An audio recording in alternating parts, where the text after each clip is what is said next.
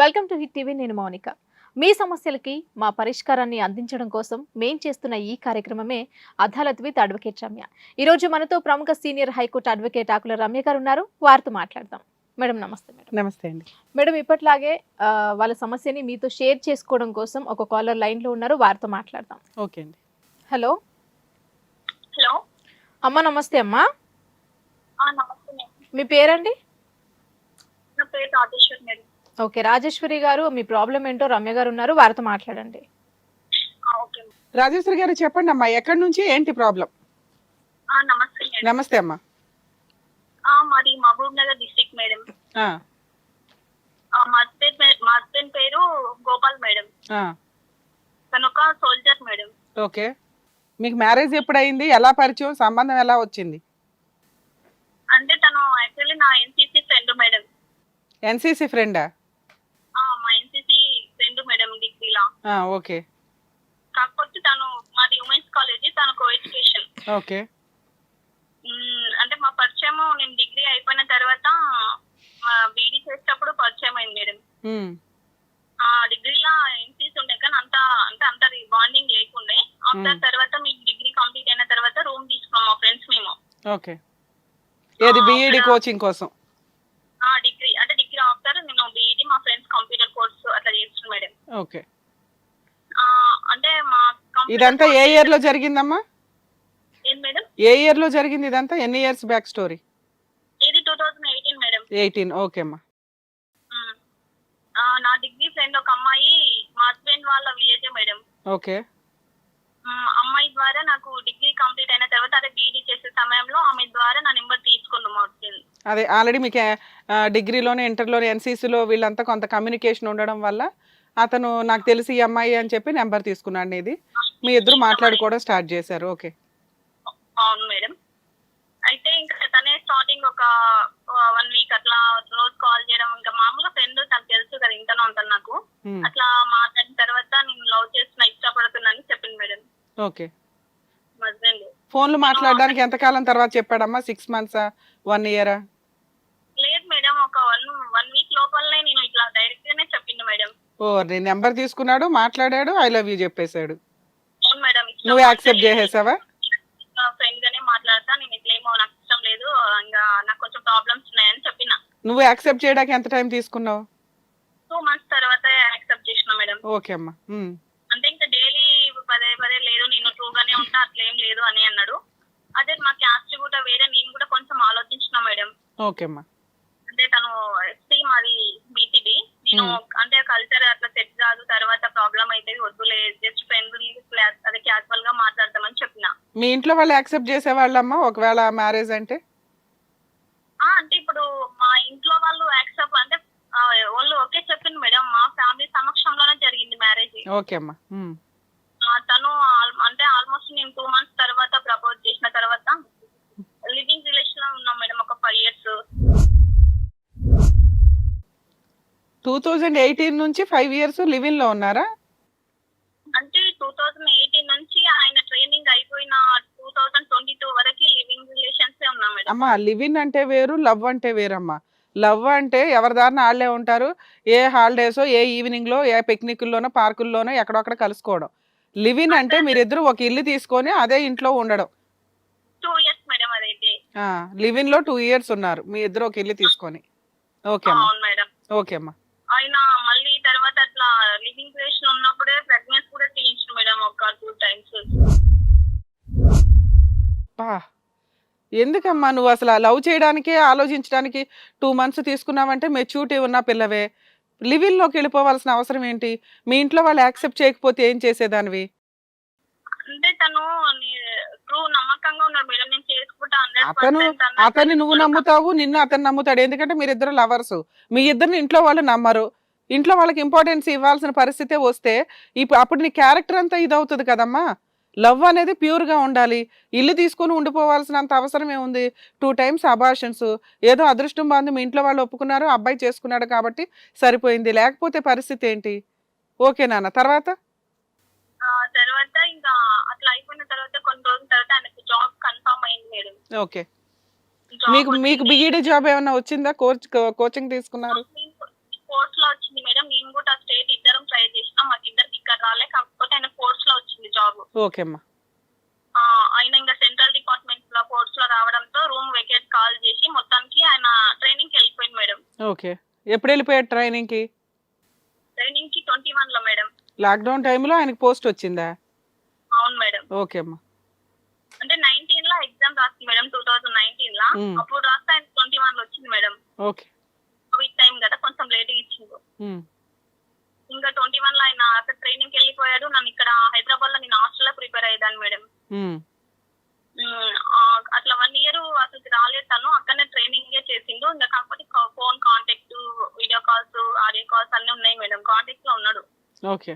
ఈ 1 year తర్వాత ఇంకా మళ్ళీ 1 month హాలిడేస్ ఇచ్చినప్పుడు వచ్చి మ్యారేజ్ చేసుకో మేడం. అంటే వెళ్లే మూమెంట్ లో కూడా మా పేరెంట్స్ చెప్పే వెళ్ళిండు తను. ఓకే. తన నేను చెందాపూర్తో సికింద్రాబాద్ లో ఇచ్చిన మేడం. అంటే మా పేరెంట్స్ మేము ఇచ్చి ఇంకా ఇట్లా మా పేరెంట్స్ కూడా చెప్పిండు, మీరు ఎవరు ఇవ్వకండి, ట్రైనింగ్ ఆఫ్టర్ నేను వచ్చి మ్యారేజ్ చేసుకుంటా అమ్మాయినని. ఓకే అని చెప్పి ట్రైనింగ్ ఆఫ్టర్ అయిపోయిన తర్వాత 1 month హాలిడేస్ వచ్చినప్పుడు మళ్ళీ వచ్చి మ్యారేజ్ చేసుకున్నాడు. ఎప్పుడైందమ్మా మీ మ్యారేజ్? 2022 May 4th madam. మేలో మ్యారేజ్ అయింది 2022లో. అంటే ఇది దగ్గర దగ్గర నియర్లీ 2 years అవడానికి వచ్చింది, 3 months తక్కువ. పిల్లలు ప్రెగ్నెన్సీ గానీ పిల్లలు గానీ ఏం లేదు మేడం. పెళ్ళైన 3 months కే మేము ఇద్దరము దూరం అయినా మేడం గొడవల వల్ల. ఓర్ని, పెళ్లి చేసుకోకుండా ఉంటే ఇంకో 10 ఏళ్ళు కలిసి ఉండేవాళ్ళేమోగా. పెళ్లి చేసుకోగానే 3 months కే విడిపోయారా? 6 ఏళ్ళు లవ్వు మేడం. పెళ్లి చేసుకున్నాక తను ఒక 6 సంవత్సరాల పెళ్ళైన తర్వాత మళ్ళీ మా ఇంటికి వచ్చి ఒక 4 days అట్లా ఉన్నాడు మేడం. మా అమ్మ దగ్గర 4 days ఉన్న తర్వాత మళ్ళీ తను డ్యూటీకి వెళ్ళే టైం అయింది. వాళ్ళ ఇంటికి ఒప్పిస్తాని వెళ్ళిపోయిండు.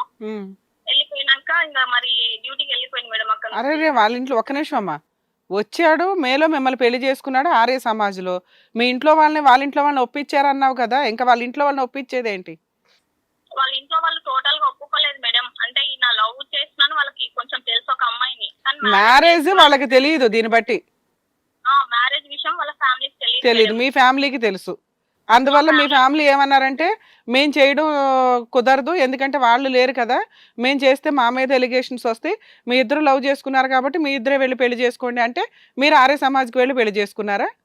లేదు మేడం, మా ఫ్యామిలీని ఒప్పించింది తను ఫైనల్ గా. మా ఫ్యామిలీ ఎట్లా రారు, నేను తర్వాత మెల్లమెల్లగా ఒప్పించుకుంటాను, మీరు అవునమ్మా, మీ ఫ్యామిలీని ఒప్పించుకున్నారు. పెళ్లికి మీ ఫ్యామిలీ కూడా వచ్చారా? వచ్చింది మేడం. ఓకే, మీ 1 side ఫ్యామిలీయే ఉండి ఆ అబ్బాయి పెళ్లి చేశారు. ఒక 3 months ఉన్నాడు. అలా 3 months తర్వాత ఏమైంది?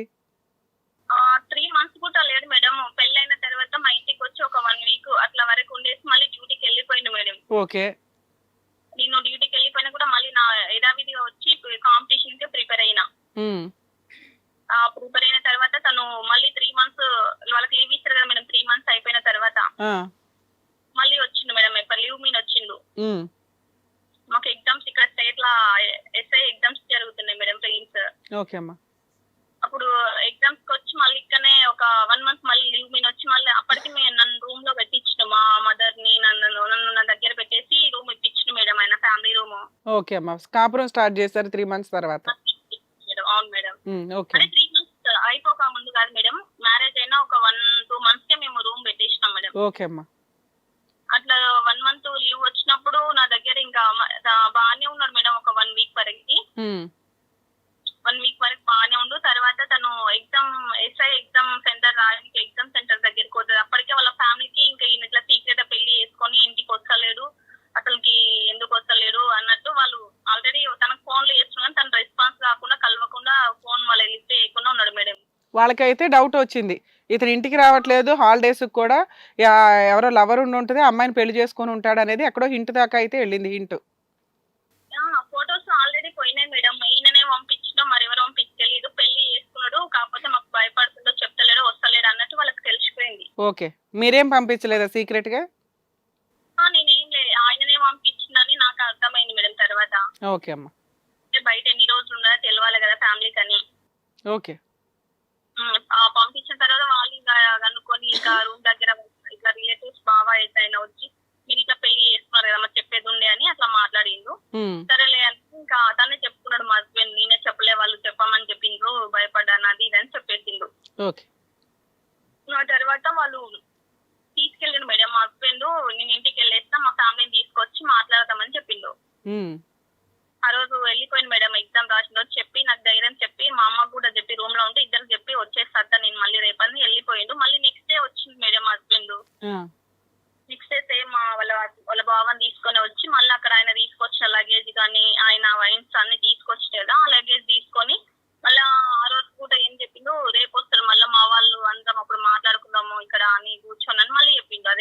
ఓకే. ఇంకా ఆ రోజు వెళ్ళిండు. ఇంకా అంటే మేడం వాళ్ళ ఫ్యామిలీ ఏం మొత్తం మైండ్ వాష్ ఏం చేసిందో తెలియదు. ఏమంటున్నాడు ఇప్పుడు? ఫోన్ లో ఏమైనా దొరుకుతున్నాడా? ఫోన్ లో అంటే మేడం తను ఆ రోజు ఏంది అసలు 1 ఇయర్ అయిపోతే నాకు ఎలాంటి కాంటాక్ట్ లేదు మేడం. మా హస్బెండ్ టోటల్ గా నా ఫోన్ అసలుకి బ్లాక్ చేసిండు. వేరే అమ్మాయిని సీక్రెట్ ఎంగేజ్మెంట్ కూడా చేసుకుండు మేడం. ఇది మీకెలా తెలుసు? నువ్వెందుకు ఊరుకున్నావు? నేను ఆల్రెడీ కాంపిటీషన్ ప్రిపేర్ అయ్యి నేను మా హస్బెండ్ వస్తాడులే అని నేను వెయిట్ చేసి నేను ఆల్రెడీ తన మీద 498 కేసు చేసిన మేడం హస్బెండ్ మీద. ఆ, మీకు ఇంకో అమ్మాయితో ఎంగేజ్మెంట్ అయిందని ఎవిడెన్స్ ఏదన్నా ఉందా? అంటే ఆ ఊరు ఉన్నాయి మేడం, ఉన్నాయి. వాళ్ళు ఆ ఊరు సర్పంచ్ వాళ్ళు మాట్లాడిండ్రు, అమ్మాయి వాళ్ళ ఫాదర్ మాట్లాడింది. పోలీస్ స్టేషన్ లో కూడా నేను చెప్పిన మేడం అమ్మాయికి, అంటే అమ్మాయి పరిధిలోకి వచ్చే పోలీస్ స్టేషన్ కూడా. అవును. ఓకే. రీసెంట్ గా నేను మా హస్బెండ్ కోసం నేను అక్కడ అరుణాచల్ ప్రదేశ్ కి వెళ్ళిన మేడం. తను 1 ఇయర్ నాకు అసలు కనిపించలేడు, ఫేస్ చేస్తలేడు, అసలు ఫోన్ రెస్పాన్స్ లేదు. ఇట్లా ఎంగేజ్మెంట్ చేసుకొని మళ్ళీ రిటర్న్ నా మీద డైవర్స్ కేసు వేసిండు మేడం. ఎక్కడేసాడమ్మా divorce case? Mahbubnagar madam. అతను డైవర్స్ కేసు వేశారు, మీరు 498 వేశారు. నేను ఫస్ట్ 498 తను రెస్పాన్స్ కాకుండా తన నెంబర్ బ్లాక్ చేసి మొత్తం ఫ్యామిలీని మాట వినుకుంటా అంత ఇంకా అంటే సెటిల్మెంట్ చేద్దాం ఏదైనా ఒక మనీ పరంగాని అట్లా ఆ విధంగా అనుకుని వాళ్ళ ఆలోచనలో టోటల్ నాకు కాంటాక్ట్ లేకుండా ఉండడం వల్ల ఒక 2 months వరకు వెయిట్ చేసి నేను 498 కేసు వేసిన మేడం. ఓకే అమ్మా.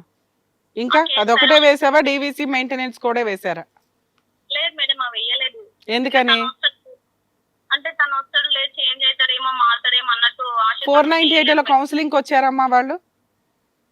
ఏ దాంట్లో మేడం? 498 కేసు మీరు పోలీస్ స్టేషన్ లో కంప్లైంట్ ఇచ్చినప్పుడు 2-3 కౌన్సిలింగ్స్ ఉంటాయి. ఆ కౌన్సిలింగ్ కి ఫోన్ లో పోలీసులు పిలుచుంటారు వాళ్ళని.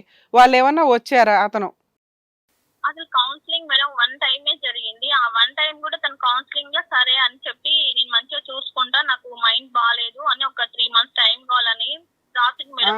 ఫస్ట్ కౌన్సిలింగ్ కి వచ్చాడు, రాసి ఇచ్చాడు, నాకు 3 months టైం కావాలి, ఆలోచించుకొని చెప్తాను అని అని చెప్పిండు. చెప్పి 3 months అన్నాక ఆయన పోయినాక ఒక దాదాపు 2 months వరకు బ్లాక్ లోనే ఇష్టం మేడం నెంబరు. ఓకే. సో అప్పుడు నీకు డౌట్ వచ్చి ఇంకా తప్పక నువ్వు కంప్లైంట్ ఎఫ్ఐఆర్ చేయించేసావు. ఒకటి విధంగా అట్లా వాళ్ళు అది ఫోన్ బ్లాక్ చేసిండు, ఇంకో విధంగా వాళ్ళ ఫ్యామిలీ పరంగా ఫోన్ చేసి అమ్మాయిని సెటిల్ అంటే ఏదన్నా మనీ ఇస్తాం మేము, క్యాస్ట్ వేరు, ఇంకా అట్లా ఇట్లా ఏదో అయిపోయింది అన్నట్టు వాళ్ళు అట్లా మాట్లాడింది. ఓకే అమ్మా. ఇంకా ఆ విషయం వీళ్ళు ఇట్లా చేస్తున్నారు, ఇక్కడ మా ఆయననేమో కాంటాక్ట్ లేడు, వాళ్ళ ఫ్యామిలీ ఇట్లా చేస్తుందని నేను ఇంకా బాధలో 498 చేసిన మేడం. అతను డైవర్స్ ఎప్పుడు వచ్చింది మీకు సమన్స్? డైవర్స్ ఎప్పుడు వేసిందంటే ఈ ఎంగేజ్మెంట్ చేసుకున్నాడు కదా మేడం, ఎప్పుడు? చేసుకున్న తర్వాత అబ్బాయి ఎంగేజ్మెంట్ చేసుకున్న తర్వాత నేను నా ఎవరో కొందరు ఫ్రెండ్స్ వాళ్ళ ఫ్రెండ్స్ ద్వారా తెలుసుకున్నా మేడం. తెలుసుకుంటే ఆయన అక్కడ డ్యూటీ చేస్తుండు, వస్తాడులే మారి నేను అనుకున్నా గానీ తను సీక్రెట్ గా డైవర్స్ ఆల్రెడీ ఇట్లా అదే ఎంగేజ్మెంట్ చేసుకున్నాడు, నువ్వు చదువుకుంటే అక్కడ ఉన్నావు, ఇక్కడ ఏం పట్టించుకోడని నాకు ఫ్రెండ్స్ అట్లా సజెషన్ చెప్పిండ్రు. నేను ఎంక్వైరీ చేస్తే అది నిజమే ఉన్నది మేడం. నిజమే ఉందమ్మా. డైవర్స్ కేసు ఎప్పుడు వేసాడు? నీకు ఎప్పుడు తెలిసింది డైవర్స్ కేసు ఉందని? సమన్స్ ఎప్పుడు వచ్చినాయి? ఎంగేజ్మెంట్ అయిన తర్వాత నా మీద డైవర్స్ కేసు వేసిండు. డైవర్స్ కేసు వేసి కూడా 5 months అయిపోతుంది మేడం, దాదాపు 6 months వస్తుంది. ఇప్పటికి 6 months. నీకు కోర్టు నుంచి పేపర్స్ వచ్చినాయా? ఫస్ట్ స్టార్టింగ్ వచ్చినవి, ఇప్పటి వరకు ఒక 5-6 ఇయరింగ్ జరిగినాయి, ఒక్క ఇయరింగ్ కూడా రాలే మేడం తను. కాదమ్మా, అప్పుడే నీకు కేసు సమన్స్ వచ్చి 5-6 హియరింగ్స్ నడిచిపోయినాయా? అవును మేడం. కౌంటర్ వేసావా? సమాధానం వేసావా దానికి? వేసిన మేడం. ఓకే, సరే అమ్మా. ఇప్పుడు మీ డౌట్స్ ఏంటి? ఏం అడగాలనుకుంటున్నారు?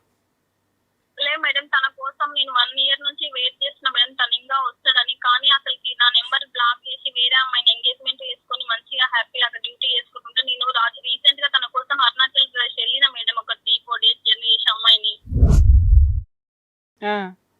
అక్కడికి వెళ్తే తన మీద మా హస్బెండ్ కనీసం నేను చూస్తా ఇన్ని సంవత్సరాల నుంచి ఆయన కాంటాక్ట్, 1 year నుంచి ఒక ఫోన్ లేదు, మెసేజ్ లేదు, కనీసం నేను ఆయన చూడలేదన్న ఎమోషనల్ ఫీలింగ్ తో వెళ్ళినా గానీ అక్కడికి వెళ్ళినాక తెలిసింది మేడం మా హస్బెండ్ ఆల్రెడీ లీవ్ లోనే ఉన్నాడు, కావాలని కోర్టుకు వస్తలేడు, వాళ్ళ పేరెంట్స్ ని కోర్టుకు పంపిస్తున్నాడని. ఓకే. ఇంకొకటి అక్కడ మెయిన్ వాళ్ళ హెడ్ సిఓ సార్ కూడా లేడు మేడం నేను వెళ్ళిన టైం కి.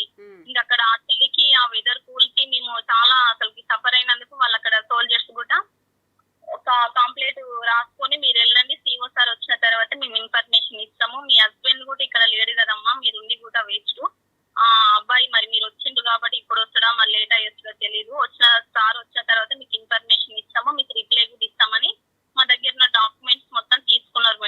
ఓకే అమ్మా. డాక్యుమెంట్స్ మొత్తం తీసుకొని కలెక్షన్ చేసుకొని మాకు మళ్ళీ తర్వాత ఇంకా ఏమి ఇవ్వలేదు మేడం. మళ్ళీ ఇక్కడికి వచ్చినాక కూడా నేను ఎస్పీ సార్ వాళ్ళని కలిసి 2 times వాళ్ళ ఆఫీస్ కి మళ్ళీ ఈమెయిల్ ద్వారా మళ్ళీ పోస్ట్ హౌస్ ద్వారా పోలీస్ స్టేషన్ నుంచి పెట్టించాం మేడం. ఓకే అమ్మా. అయితే ఒకటి చెప్పలే మేడం, కేసు తర్వాత మా హస్బెండ్ కేసు అయిన తర్వాత 3 months మంచిగా మాట్లాడి మేడం. మళ్ళీ కేసు కోసం మరి రిటర్న్ కేసు తీసుకోవాలని మాట్లాడినా మనసు మారింది, అలా మాట్లాడిందో తెలియదు మేడం. ఓకే. మళ్ళీ అప్పుడు ఆ మధ్యలో 3 months మాట్లాడినప్పుడు మళ్ళీ తను నా హాస్టల్ దగ్గరికి వచ్చి ఒక లాడ్జ్ హోటల్ కి తీసుకెళ్ళాను మేడం. ఇది కేసు తర్వాత మేడం. అట్లా హోటల్ కి తీసుకెళ్ళి కూడా ఫిజికల్ గా మళ్ళీ సెక్సువల్ గా తను నన్ను చాలా టార్చర్ ఇబ్బంది పెట్టి కలిసి ఉంటా నీతో అట్లా ఇట్లా అని చెప్పి టోటల్ తన అవసరం అయిపోయినాక వెళ్ళి మళ్ళీ బ్లాక్ చేసి మేడం నెంబర్. నెక్స్ట్ డేనే బ్లాక్ చేసిండు. ఇంకా ఆ రోజు నుంచి ఈ రోజు స్టిల్ వరకు ఏం లేదు మేడం, ఇంకా అసలు కాంటాక్టే లేదు. ఎప్పుడమ్మా మళ్ళీ అతనితో కలిసింది? 498 ఫైలింగ్ చేసినాక? 498 కేసు చేసిన తర్వాత 2023 January 11th మేడం. ఓకే అమ్మా. మీరు ఇందాక ఏం చెప్పారంటే 498 ఫైల్ చేసినాక ఒక కౌన్సిలింగ్ జరిగిందండి. ఆ కౌన్సిలింగ్లో మా హస్బెండ్ నాకు 3 months టైం కావాలి కాపురానికి తీసుకెళ్ళటానికి, నాకు ఇష్టమేనండి కాపురానికి తీసుకెళ్ళటం అని చెప్పాడండి అన్నావు. అవును మేడం. అన్నావా? అన్నప్పుడు ఏం జరిగిందంటే అతను రెగ్యులర్గా ఫోన్ మాట్లాడకపోయినా ఈ 2 monthsలో మిమ్మల్ని ఒకసారి కలిసి బయటికి తీసుకెళ్ళాడు. ఫిజికల్గా మళ్ళీ కలిశారు మీరిద్దరు. ఆ తర్వాత మళ్ళీ బ్లాక్ చేసినాక నీకు కోపం వచ్చింది, అరే వీడేదో చీట్ చేస్తున్నాడు అని. అప్పుడు ఎఫ్ఐఆర్ చేసావు. Yes madam. ఎఫ్ఐఆర్ చేసినాక అతను మళ్ళీ నిన్ను కలవలేదు. నీకు కోర్టు నుంచి డైవర్స్ కేసు పేపర్స్ వచ్చినాయి. అతను కోర్టుకి రావట్లేదు. నీ కేసు ఏంట్రా బాబు అని నువ్వు టెన్షన్ పడుతున్నావు, అంతేనా? లేడం మేడం. అంటే ఎఫ్ఐఆర్ తర్వాత తను నాకు మళ్ళీ కలిసిండు మేడం. ఎఫ్ఐఆర్ తర్వాత కూడా కలిశాడా? ఎఫ్ఐఆర్ తర్వాత మళ్ళీ ఒక రోజు కాల్ చేసి కలుద్దామని చెప్పేసి ఫోన్ చేశాడు మేడం. అయితే మా ఫ్రెండ్ వెళ్ళింది వాళ్ళ దగ్గరికి వెళ్ళి ఇద్దరు మాట్లాడుకున్నారు. మాట్లాడుకున్న తర్వాత అతను రూమ్ బుక్ చేసిండు, మళ్ళీ ఓయే రూమ్ లో బుక్ చేసి ఆ రోజు నైట్ మా ఫ్రెండ్ ఏం చెప్పిందంటే మీ పేరెంట్స్ తో నేను చెప్పకు, మా పేరెంట్స్ కూడా అవసరం లేదు, నువ్వు పర్సనల్ గా ఎఫ్ఐఆర్ రిటర్న్ తీసుకో, నేను నీతో మంచిగా కలిసి ఉంటా అని చెప్పేసి చెప్పిండు. దానికి సీక్రెట్ ఎందుకమ్మా? పెద్ద మనుషుల ముందు ఒప్పుకుంటే నువ్వే విత్డ్రా చేసుకుంటావు కదా. అతను అట్లా యాక్సెప్ట్ చేయలేదు. ఎవరితో చెప్పకుండా నువ్వు రిటర్న్ తీసుకో, నేను నీతో మంచిగా కలిసి ఉంటా అని చెప్పేసి మా ఫ్రెండ్ చెప్పి. నువ్వు వెళ్ళావా ఓయే రూమ్ కి? వెళ్ళింది మా ఫ్రెండ్ వెళ్ళింది. ఆ రోజు నైట్ కూడా మళ్ళీ ఇద్దరు సెక్సువల్ గా మళ్ళీ కలిసి ఉన్నారు. మీ ఫ్రెండ్ వెళ్ళటం ఏంటమ్మా? అంటే కాదు, నేను వాళ్ళ ఫ్రెండ్ మాట్లాడుతున్నా. అరే అమ్మాయికి ఇవ్వమ్మా, మధ్యలో నీకెందుకు తల్లి? ఆవిడకి ఇవ్వండి ఒకసారి. హలో, మీరు చెప్పండి అమ్మా, ఆవిడ చెప్పడం ఏంటి? అయితే హోటల్ తీసుకెళ్ళి మేడం, అది తీసుకెళ్లి తను అవసరం వరకు నాకు ఫిజికల్ గా మెంటల్ గా మళ్ళీ ఆ రోజు అప్పుడు తర్వాత నువ్వు ఒక నిమిషం అమ్మా, తర్వాత నువ్వు నమ్మి కేసు ఏమైనా విత్డ్రా చేయడానికి ట్రై చేసావా, ట్రై చేయలేదా? అంటే నేను నమ్మలేదు మేడం, ఎందుకంటే నేను ఆల్రెడీ చెప్పి నా పెద్ద మనుషుల మధ్యలో కూర్చొని తీసుకుందాము హ్యాపీగా ఉంటాం కదా, ఇట్లా సీక్రెట్ గా తీసుకోను. ఇప్పుడు నా ఫ్యామిలీ కూడా నన్ను క్వశ్చన్ చేస్తుంది కదా, ఎందుకు సీక్రెట్ గా తీసుకుంటావు నువ్వు, ఆయన తీసుకెళ్తున్నాడు అని అడుగుతారు కదా అని చెప్పాను మేడం. అవును, సరే. ఇప్పుడు కేసులు నడుస్తున్నాయి, ఇప్పుడు నీకేం కావాలో అడగండి అమ్మా. అంటే యాక్చువల్లీ నాకు మేడం చిన్నప్పుడు 8th class లా చైల్డ్ మ్యారేజ్ క్యాన్సిల్ అయింది మేడం. ఓకే. అంటే మ్యారేజ్ అయినా ఇంకా తాళి కట్టినాక అక్కడ తెలిసింది మేడం అబ్బాయి మంచివాడు కాదు, ఇంకా అట్లని తెలిసిన తర్వాత ఒక 1 week అట్లాగా వాళ్ళ ఫ్యామిలీ మా ఇంటికి రిటర్న్ పంపించేసి మేడం, వాళ్ళకి మిస్టేక్ ఉండడం వల్ల. డైవర్స్ అయినాయా ఆ కేసు? అంటే వాళ్ళకి ఏం సంబంధం లేదు మేడం. ఓకే. ఇప్పుడు నన్ను ఏం అడుగుతున్నావు? అంటే మేడం వాళ్ళ ఇప్పుడు ఆయన ఏం చేస్తున్నంటే, నేను ఆల్మోస్ట్ ఇది లవ్ లో ఉన్నప్పుడు ఫస్ట్ స్టార్టింగ్ నాకు నా ఎంబడ పడ్డప్పుడు నేను చెప్పిన మేడం, ఇప్పుడు ఆయన ఏం చేస్తున్నాడు వాళ్ళ ఫ్యామిలీతో సహా అంటే వాళ్ళ ఫ్యామిలీకి చెప్పకుండా తను సీక్రెట్ గా నన్ను ఇది మ్యారేజ్ చేసుకున్నాను కదా మేడం. అవును. ఆయన ఎలా నమ్ముతుందంటే అమ్మాయి నాకు చెప్పలేదు, చెప్పకుండానే నన్ను పెళ్లి చేసుకున్నది, ఈ విషయం దాచిపెట్టిందని రివర్స్ గేమ్ ఆడుతుంది మేడం. అదొకటే కాదు, నువ్వంటే ఇష్టం లేదు, ఆల్రెడీ వాడేసుకున్నాడు కాబట్టి ఇంకా అవసరం లేదు అనుకుంటున్నాడు. నువ్వేం చేసినా అతను వెనక్కి రాడు. నువ్వేం కావాలనుకుంటున్నావో చెప్పు. కరెక్టే కానీ మేడం, మరి తను లివింగ్ రిలేషన్ ఉన్నప్పుడు కూడా వాడుకున్నాడు కదా మేడం, మరి అప్పుడు వదిలేలే కానీ నన్ను ఇట్లా పెళ్లి చేసుకున్న తర్వాత ఇప్పుడు ఇలాంటిది అమ్మాయి అలాంటిది అమ్మాయి అని. పెళ్ళి అయిన తర్వాతే వదిలేయడం, విడాకులు అనేవి పెళ్ళి అయిన తర్వాతే ఉంటాయమ్మా. పెళ్లికి ముందు చేస్తే నువ్వు వేసే కేసు చాలా స్ట్రాంగ్ కేసు కింద లెక్క. పెళ్ళి అయిపోయింది, భార్యాభర్తలో ఒకడు మంచోడు కాదు, ఏం చేద్దాం, నీకేం కావాలో చెప్పు, నేను లీగాలిటీ చెప్తాను, తర్వాత ఏం చేస్తే బెటరో కూడా చెప్తాను. నాకు నా భర్త నాకు కావాలా మేడం. తెలియని ఏజ్ లో అది ఏదో జరిగిందని నన్ను పాయింట్ అవుట్ చేసి నన్ను ఇబ్బంది పెట్టడం నీకు ఎందుకు నీ మేడం భర్త అసలు? కావాలి, నీకు ఆల్రెడీ కలిసినప్పుడల్లా నిన్ను హింసిస్తున్నాడు, నువ్వు వదలటం కుదరకపోతే అతను నువ్వే సైకలాజికల్గా సూసైడ్ చేసుకునేలాగా చేస్తాడు, నీకు ఓకేనా? అవును మేడం. నాకు అసలు బ్రతకాలని లేదు మేడం. అరే అసలు నేను అడిగిన దానికి డైరెక్ట్ ఆన్సరు, అతనికి నువ్వు ఇష్టం లేదు, ఫోర్స్ఫుల్గా మీ ఇద్దరిని తీసుకెళ్ళి ఒకసారి పెళ్ళి అయింది కాబట్టి కలిసి ఉండాలి అంటేనే ఒకప్పుడు కిరసనాయిలు పోసి గ్యాస్ సిలిండర్లు వదిలి చంపేశారు, వదిలించుకోలేకపోతున్నాం ఈ అమ్మాయిని అని. అలాంటి సీన్ ఇప్పుడు ట్రెండ్ మారింది. ఎవరు కూడా ఒకరికి ఇష్టం లేకపోతే ఇంకొకళ్ళు మ్యూచువల్ డైవర్స్కి వెళ్ళి కాంపెన్సేషన్ వసూలు చేస్తున్నారు, లేదా కోర్టులో కేసులు ఫైల్ చేసి వాళ్ళని తిప్పుతున్నారు. ఈ రెండు కాకుండా నువ్వు అడుగుతున్నది ఏంటి, నాకు నా భర్తే కావాలండి అంటున్నావు. అప్పుడు నీకున్న ఆప్షన్ ఏంటి, అతన్ని బలవంతంగా తీసుకొచ్చి నీతో కూర్చోబెట్టడం కుదరదు, ఫోర్స్ఫుల్గా కాపురాలు చేయించడం కుదరదు. ఒకవేళ భయపడి అలా చేసినా అతను ఎట్లా చేస్తాడంటే నీకు నువ్వుగా సూసైడ్ చేసుకునేలాగా రోజు ప్రొవోక్ చేస్తాడు, లేదా నీకు నువ్వే టార్చర్ ఫీల్ అయిపోయి అతను ఇష్టం లేడు కాబట్టి అతను ఏ పని చేయట్లేదు, ఏమి నీకు రెస్పాండ్ ఇవ్వట్లేదు, నీకు ఇంపార్టెన్సే ఇవ్వకపోతే అలాంటి వ్యక్తితో నువ్వు రోజు కంటిన్యూ అవ్వలేవు. ఒక 1 మంత్కో 2 మంత్స్కో నీకు సైకలాజికల్ డిప్రెషన్ వస్తుంది, నీకు నువ్వే సూసైడ్ చేసుకుంటావు, వాడేం చేయవసరం లేదు కూడా, వాడు మాట్లాడుకుండా ఉంటే చాలు నీతో. అర్థమవుతుందా? ఫోర్స్ఫుల్గా కాపురాలు నిలబెట్టడం ఎందుకు కరెక్ట్ కాదో. సరే మీకు లీగాలిటీ చెప్తాను వినండి అమ్మా, మళ్ళీ లాస్ట్లో మాట్లాడదాం. మౌనిక గారు, ఈ కేసు అబ్జర్వ్ చేస్తే ఎట్లా ఉందంటే ఇక్కడ మనం 2 టాపిక్స్ మాట్లాడుకోవాలి. అమ్మాయికి జరిగింది మైనర్ మ్యారేజ్. మైనర్ మ్యారేజ్ ఆ అమ్మాయి అతనికి చెప్పిందా లేదా అంటే దానికి ఎక్కడ ఎవిడెన్స్ ఉండదు. ఈవిడేమో చెప్పానంటది, ఆయన చెప్పలేదు అంటాడు. మైనర్ మ్యారేజ్ జరిగిపోయిన కేసులో అమ్మాయిని పెళ్లి చేసుకొని ఇంట్లో వాళ్ళకి చెప్పకుండా సీక్రెట్గా మ్యారేజ్ చేసుకొని మళ్ళీ తర్వాత వచ్చి ఇంట్లో వాళ్ళకే సపోర్ట్ తీసుకుంటున్నారంటే ఇవన్నీ కొంత సప్రెస్డ్గా కొన్ని సీక్రెట్లు వీళ్ళిద్దరూ ఫేస్ టు ఫేస్ కూర్చొని ఓపెన్ చేసుకోకపోతే క్లారిటీ వచ్చే విషయాలు అయితే కాదు.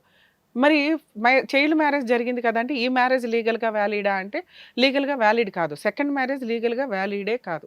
ఎందుకు వ్యాలిడ్ కాదు అంటే ఫస్ట్ మ్యారేజ్ చైల్డ్ మ్యారేజ్ వీళ్ళే చేసేసుకున్నారు, అది ఎవిడెన్స్ ఉందో లేదో కూడా తెలియదు. మేబీ ఎవిడెన్స్ ఉండి అతనికి దొరికితే ఖచ్చితంగా సెకండ్ మ్యారేజ్ ఏదైతే అతను డైవర్స్ పిటిషన్ వేశాడో అది 100% అతను గెలుస్తాడు. ఎందుకు అంటే ఫస్ట్ మ్యారేజ్ చైల్డ్ మ్యారేజ్ లీగల్గా వ్యాలిడ్ కాదు, దాన్ని నల్ అండ్ వాయిడ్ అని చెప్పి 1-2 years లోపే కేసు ఫైల్ చేసుకోవాలి. మైనర్ మ్యారేజ్ చెల్లదు, ఈ మ్యారేజ్ని డిజాల్వ్ చేయండి అని చెప్పి, యాన్యువల్ చేయండి అని చెప్పి ఆ ప్రాసెస్లో మనకి ఖచ్చితంగా డైవర్స్ తీసుకోవాలి. మైనర్ మ్యారేజ్ చెల్లదు కాబట్టి మనం అనేసుకుంటే సరిపోదు, లీగల్ డాక్యుమెంట్ ఒకటి ఉండాలి, అప్పుడు సెకండ్ మ్యారేజ్ లీగల్గా వ్యాలిడ్. ఇది సెకండ్ మ్యారేజ్ కిందే లెక్క. సెకండ్ మ్యారేజ్ వీళ్ళు ఆర్య సమాజ్లో మ్యారేజ్ చేసుకున్నారు. ఎప్పుడు ఒక 2 years పరిచయము, ఒక 3 years అలా లవ్ తిరిగారు, ఓ 2 years లివిన్లో ఉన్నారు. తర్వాత వాళ్ళ ఇంట్లో ఒప్పుకోకపోయినా ఈవిడ పెళ్లి చేసుకున్నారు. అలా చేసుకోకూడదు, ఎందుకంటే వాళ్ళ ఇంట్లో ఎందుకు యాక్సెప్ట్ చేయాలి? 5 years దీంట్లో అతను ఎందుకు ఒప్పించుకోలేకపోయాడు? అప్పటికే సెటిల్ అయ్యాడు, జాబ్ వచ్చింది, ఉన్నంతలో ఏదో కెరియర్ చూసుకునే పొజిషన్ స్టార్ట్ అయినప్పుడు ఖచ్చితంగా ఇంట్లో వాళ్ళని ఒప్పించి అతను చేసుకోవాలి. నేను తర్వాత ఒప్పించుకుంటాను అని చేసుకున్నాడు అంటేనే ఇక్కడ ఒక డౌట్ రేస్ అవుతుంది. ఒకటి, ఈ అమ్మాయి లివిన్లో ఉన్నప్పుడు 2-3 సార్లు ప్రెగ్నెన్సీ, అబార్షన్స్ ఇవన్నీ అయినాయి కాబట్టి ఏమన్నా 376 కేసు ఫైల్ చేస్తుందా? ఎందుకంటే అమ్మాయి ఆ టైంకి వేసే కేసు చాలా స్ట్రాంగ్ కేసు కింద లెక్క, అది అతని జాబ్ మీద ఎఫెక్ట్ పడడానికి అవకాశం ఉంది. ఏది ఆ ఫస్ట్ మైనర్ మ్యారేజ్ అయినా అవ్వకపోయినా ఏ ప్రాసెస్ అయినా కూడా ఫర్దర్గా అమ్మాయి అతని మీద వేసే కేసు వల్ల గవర్నమెంట్ జాబ్స్ రావు ఇలాంటి కేసెస్ ఫైల్ చేస్తే. మేబీ దానివల్ల అన్నా కానీ ఇతను ఈ అమ్మాయికి ఆ విషయం తెలియకుండానో చెప్పకుండానో ఏదో రియల్గా లవ్ ఉన్నట్టుగా ఇవన్నీ చేసుకొని ఉండొచ్చు. అతని అవసరానికి చేసుకుని మన స్టోరీ వింటే ఇది అతని అవసరానికి చేసుకున్నాడు అనడానికి ఎక్కువ ఛాన్సెస్ కనిపిస్తున్నాయి. మేబీ తను యాక్సెప్ట్ చేయకపోవచ్చు, కానీ అతనేమి ఇష్టపూర్వకంగా అయితే పెళ్లి చేసుకోవాలా, ఇది ఫోర్స్ఫుల్ మ్యారేజ్ కిందే లెక్క. ఎందుకంటే నేను ఇప్పుడు చేసుకోను అని అంటే ఇప్పుడు పెట్టే కేసుకి అమ్మాయి అతనికి జాబ్ ఎఫెక్ట్ అవుతుంది, ఇంట్లో వాళ్ళు కోర్టుల చుట్టూ తిరగాల, ఎందుకు వచ్చిన గోల. దానికంటే పెళ్లి చేసుకున్నప్పుడు వేసే కేసులు నార్మల్, ఒక వైఫ్ వేసే కేసుల కింద లీగల్ ప్రాసెస్. ఎందుకు అంటే మ్యారేజ్ అయిన 1 weekకే అతను మళ్ళీ వెళ్ళిపోయాడు, సరే హ్యాపీగానే వెళ్ళాడు, జాబ్ కోసం వెళ్ళాడనే చెప్దాం, ఎందుకంటే అతను ట్రైనింగ్ ఉంది కాబట్టి వెళ్ళాడు. వచ్చిన తర్వాత 3 months తర్వాత చూస్తే అప్పటికే వీళ్ళ అమ్మగారు వేరే సపరేట్ ఫ్యామిలీ పెట్టారు. పోనీ అక్కడైనా కంటిన్యూగా ఉన్నాడంటే అక్కడ ఒక 1 week 10 daysకే మళ్ళీ గొడవ స్టార్ట్ అయిపోయింది, మళ్ళీ న్యూసెన్స్లు. అంటే తనకు అక్కడి నుంచే తెలుసు మ్యారేజ్ అయిన తర్వాత తిప్పి కొడితే 10 to 15 days మ్యారిటల్ రిలేషను, ఒక 2 సార్లు ఓ రూమ్కి వెళ్ళినారు, రెస్టారెంట్కో పోయారు. ఫిజికల్గా కలవడానికి. ఈ 1.5 year మే 2022 నుంచి ఇప్పుడు దాకా ఇప్పటి వరకే. చూసుకుంటే ఈ 2 yearsలో ఇక్కడే క్లారిటీ ఉంది. తిప్పి కొడితే 10-15 days మ్యారిటల్ రిలేషన్. అంతకుముందు ఎంత సుత్తన్నా కానీ క్రిమినల్ కేసుకి పనికొస్తుంది తప్ప మ్యారిటల్ రిలేషన్కి పనికిరాదు. వన్స్ ఒకసారి లైసెన్స్ వచ్చినాక ఆఫ్టర్ మ్యారేజ్ గురించే మాట్లాడుకోవాలి. ఆ ముందు ఇవన్నీ ఒక స్టోరీ కింద పనికొస్తాయి.